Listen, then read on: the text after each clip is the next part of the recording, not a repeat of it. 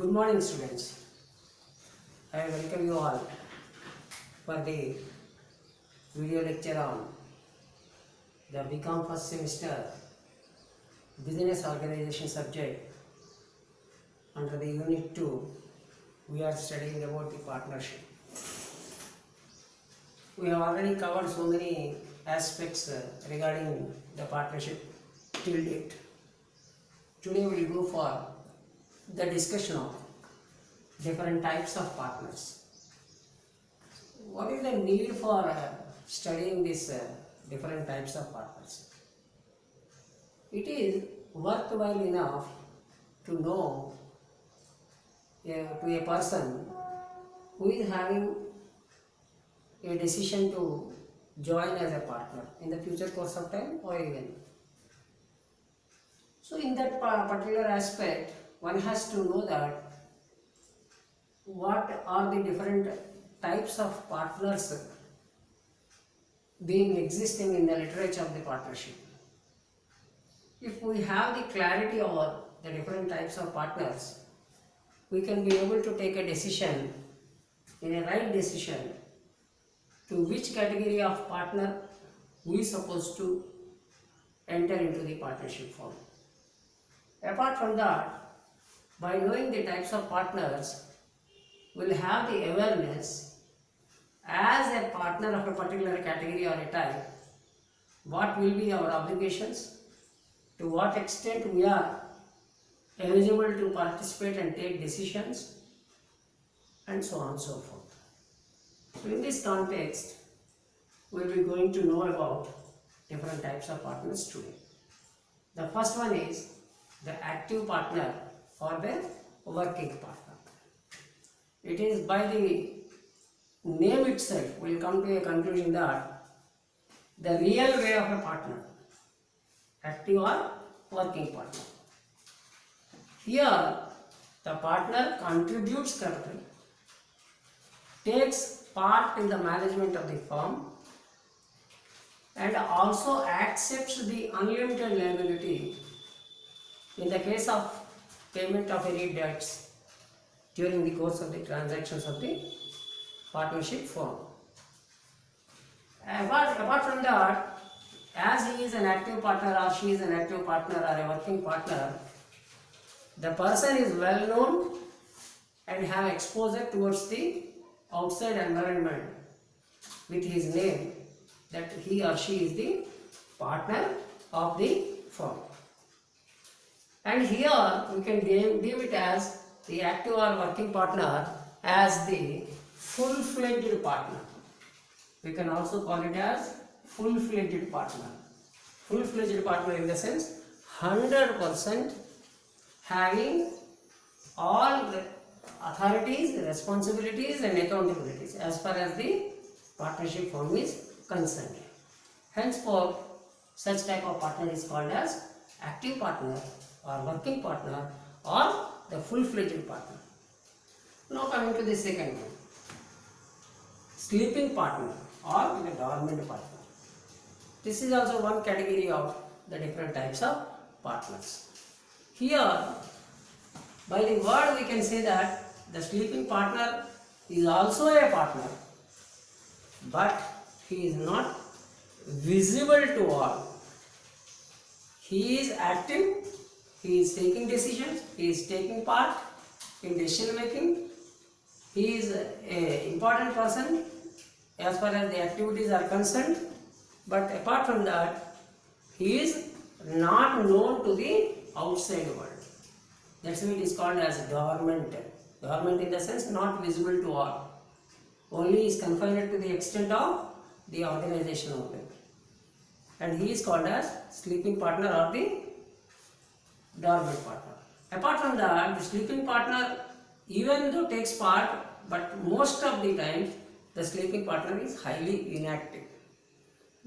In a special occasion only he may be present at the time of taking a decision or entering into a meeting of the partnership. But mostly the person is inactive. That's why this type of partnership is called as sleeping or dormant partner. Next one is secret partner. This is purely purely. This type of partner is not known, and he contributes money or capital. He takes active part in the management of the firm's business. He shares the profits and losses of the firm, and he or she is also liable to the outside parties in the case of the payments of debt or in the case of incurring of the losses. But apart from that, each person is almost not known to the outside world. Next one is the limited partner. Here, a partner is limited to the extent of the share capital which he or she has contributed to the capital pool of the organization. The partner is not entitled to take part in the management of the business, and the firm is also not dissolved in the event of the death of the partner or the retirement of the partner, unlike the other cases, because here the liability of the partner is limited to the extent of the capital load. In the case of bankruptcy or insolvency, what you can say, his loss or his liability is extended to the extent of the capital only, means he foregoes his only capital but not his personal belongings, unlike the other types of partners. Next one is partner in profits. This type of partners purely connected to the organization and to the extent of sharing the profits only.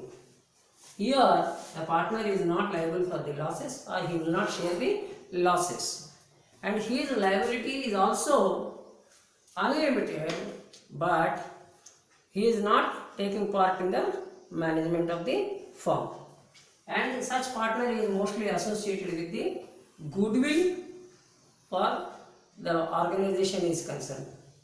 Next one is nominal or ostensible or quasi partner. This is one another type of partners. Here the partner neither contributes a capital nor takes part in the management of the organization, and he does not share the profits or losses also. He only lends his name and reputation, what he or she is having, for the benefit of the firm. He is knowingly himself as nominal partner or ostensible partner or quasi partner. He is becoming liable to the outsiders for the debts of the firm. And a nominal partner again can be divided under two categories. One is the partner by estoppel, and second one is partner by holding out. First one, partner by estoppel. It is renownedly called as the law of estoppel under the Partnership Act. So, who is a partner by estoppel? A partner who, by his or her words, either spoken words or written words, or conducts, represents himself or herself as a partner, and becomes liable to the organization, to the people who lend the money to the organization as a debtor. The organization is having a responsibility to pay the money.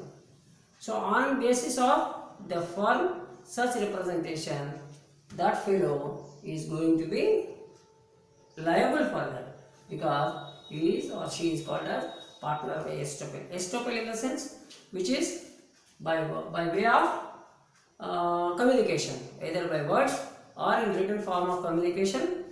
That fellow is deemed to be the partner of the firm. For example, I will give you an example here. Partner by estoppel. For example, there are three friends A, B, C who are contributing some capital and entered into a partnership and running the organization. Another friend of ABC, who is a common friend to ABC, that is D, regularly comes to the business organization and conducts on behalf of the A, B and C, and most of the outside world also feels that D is also a partner in the business firm. In the case of future course of time, if there is a problem, if there is what is that dissolvency situation comes in, or when there is a liability is to be paid, even though D is not actually a partner as per the partnership deed, but his deeds, that fellow has been recognized by the outside world by representing ABC in the normal time of maintaining the organization. Henceforth, D is also liable because the deeds of the D has made to be become a partner by estoppel. Means ABC are active partners, are original partners, but D is deemed to be a partner because most of the times the total transactions or most of the functioning of the organization is looked after by D, even though D is not a real partner. In that point of time, sometimes a person can lend money to the organization by seeing D or on the words of D, but even then the other partners cannot deny and D also cannot deny because under the law of estoppel, D is also denoted as partner. Henceforth, D is called as partner by estoppel. Next one is partner by holding out. When a person is declared as a partner and could not deny, even though he knows that as declared as a partner, but he is actually not a partner. So then the person is becoming liable to the money lent by the outsiders as creditors, and this organization has become a debtor, and automatically that person is called as partner by holding out. Means the liability is also holded out by the other person. Because why it is happened? Because the person who has been declared by others as a partner, even though the person knows that I am not a partner, but he or she could not deny it and stated that I am not a partner of the business. Keeping mum even after knowing that others are treating him as a partner. Such type of advantage what he or she has taken out, that bailed them to enter into the name of partner by holding out. So this is also one arena of or the type of the partner under the nominal or ostensible or quasi partner. Next one is minor as a partner. Minor in the sense, as on today, minor means who is there having the age of below 18 years can be called as minor. If such a person has been entered into a partnership or being a partner in a partnership organization, that fellow is called as minor as a partner.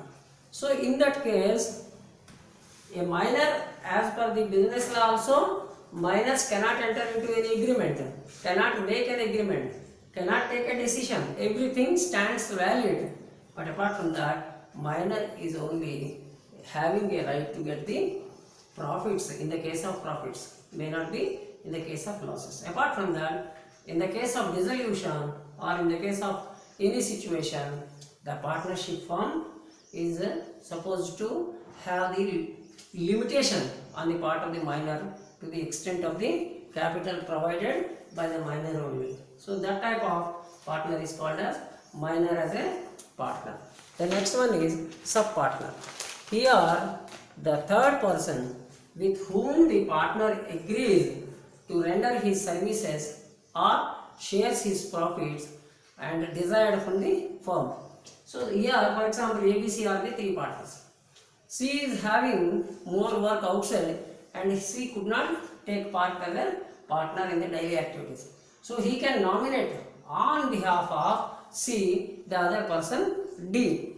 Henceforth, D here is called as a sub-partner. He performs all the actions and activities of the C. But here there is one limitation, that the sub-partner cannot take decision or cannot enter into any agreement, or the sub-partner cannot even take part in the managerial meetings as and when required by the other partners. So that type of the particular thing, here the sub-partner is not liable to the debts of the organization in the case of losses or payment of the debts taken by the partners. So taking these into consideration, why we have discussed all these things? We have discussed all these things because of that we have to know that In the case, for example, in future course of time, we may take a decision that, for example, we want to enter into a partnership firm as a partner. Then we have to take a decision basing upon our authorities and responsibilities, basing upon our liabilities. We can come to a conclusion whether we want to be any one of these partners or not, or to choose a particular type of partner. We may have the knowledge. Henceforth, it is important for us to know what are the various types of partners are concerned. We will go for the rights and obligations when we are discussing about the types of partners. Everywhere, as per the conceptual knowledge what we have taken out, here anywhere you can have a taste of what are the rights of a partner under a particular category, what are the responsibilities of a partner under a particular category, and according to that, what possible actions or activity is required to be projected by a person under a particular category. Right? Today we will close this particular session to the extent of the types of partners only. Tomorrow we will go for the other concept in the various types of partners. Thank you. All the best.